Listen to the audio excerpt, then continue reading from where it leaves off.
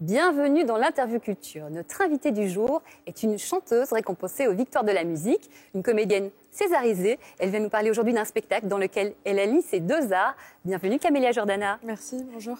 Le spectacle s'appelle Andando Lorca 1936. Vous y êtes sur scène avec 4 autres comédiennes chanteuses et 3 musiciens. De quoi s'agit-il ?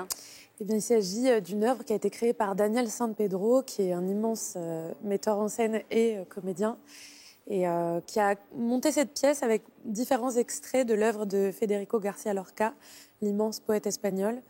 Et donc, cette pièce a été inventée.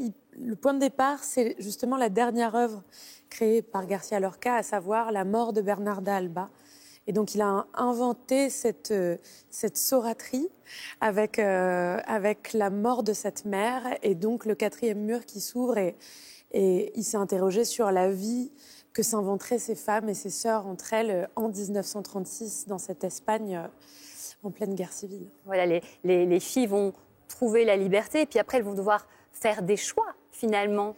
Exactement, et justement en tissant ce poème musical, comme Daniel aime l'appeler, le metteur en scène, au travers de différents extraits de García Lorca, justement, ces femmes vont devoir choisir entre partir pour tomber amoureuse, partir à New York pour observer les colonnes de chiffres, là où le nanomètre. Le nanomètre, merci, avec ces hommes qui mesurent le silence cruel de l'argent.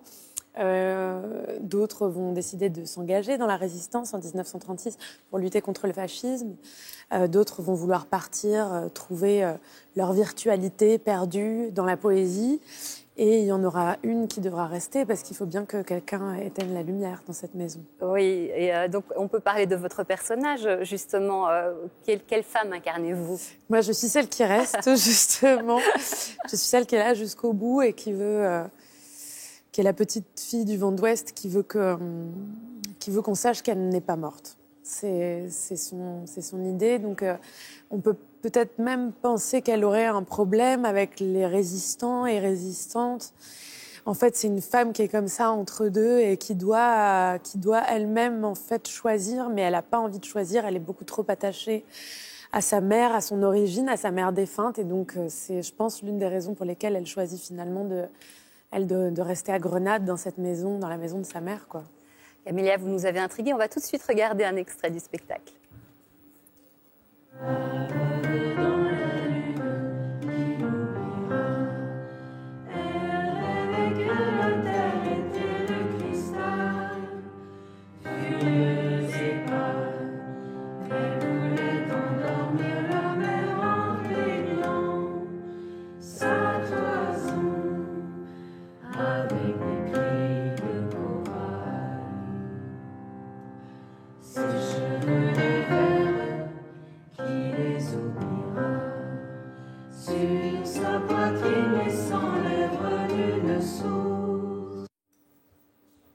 Camélia Jordana, ce spectacle, il est composé de musique, de textes chantés, de chansons aussi.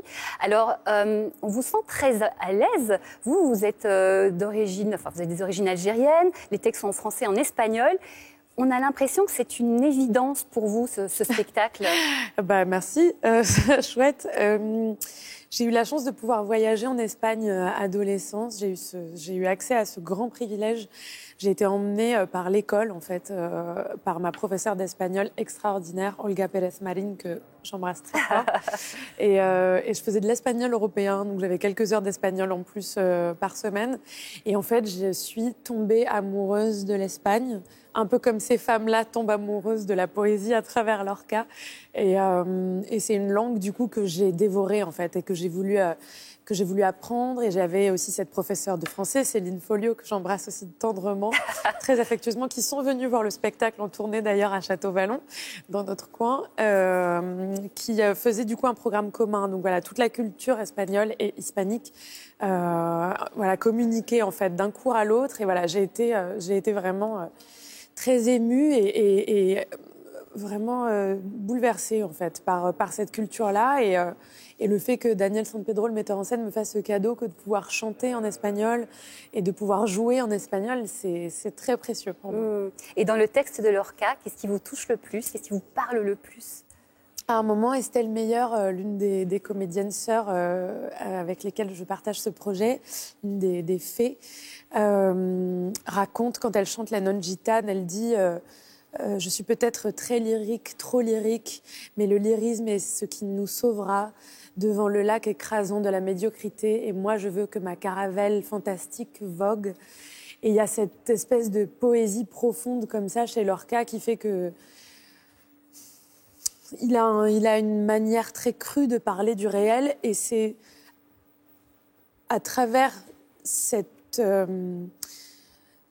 concret, en fait, qu'il arrive à moi m'emmener vers quelque chose de complètement lyrique et de très poétique. Quand il parle du masque et quand il dit le masque, regardez le masque fini, ces petits boutons de phosphore, enfin, il y a une chose, c'est un peu pour moi comme quand Brigitte Fontaine parle en interview, c'est-à-dire que on peut à la fois rester complètement extérieur à ça, sinon décider que chacun des mots est l'un des plus précieux choisis pour soi, pour exprimer ce qu'il y a au plus profond de soi. Donc c'est très deep et assez libérateur en fait quand on y adhère. Et moi, Lorca me fait ça, ouais. Ah ben ça se sent, vous êtes passionnée. Juste une dernière chose avant de se quitter, Camilla Jordana. Vous êtes d'habitude, vous êtes chanteuse entre autres, et donc vous portez vos projets vous-même. Là, vous êtes dans une aventure de troupe. Oui. Ça fait quoi? C'est délicieux. Oui. C'est délicieux, la troupe. Qui plus est, avec cette équipe-là, donc je citais mes sœurs et mes frères de théâtre sur ce projet, et de vie d'ailleurs, parce que c'est quand même un projet qui, il faut le savoir, dont la première a eu lieu le 13 mars 2020. C'est ça, donc à la veille du confinement. Voilà, et qui a été encore repoussé. Et donc on a une grande joie qui se ressent sur scène, une grande complicité. On est tellement heureuses et heureux de pouvoir enfin jouer ce spectacle. Et justement, avec cette équipe magnifique, donc Estelle Meyer, Audrey Bonnet, Johanna Nizar, Emeline Alix, Liv Haim, Donia Beriri, Mohamed Menjra et toute l'équipe technique, Daniel Sanpedro à la mise en scène. Voilà, c'est une espèce de famille délicieuse. Eh bien, ça se sent et on va venir vous voir. Le spectacle s'appelle Andando Lorca 1936. Il a lieu au Théâtre des Bouffes du Nord jusqu'au 12 février, en tournée en France jusqu'à fin février, et puis le 7 juin au Festival d'Anjou. Merci infiniment, Camilla Jordana. Beaucoup de succès à vous et à toute l'équipe. Merci beaucoup. On se retrouve très vite dans une nouvelle interview culture.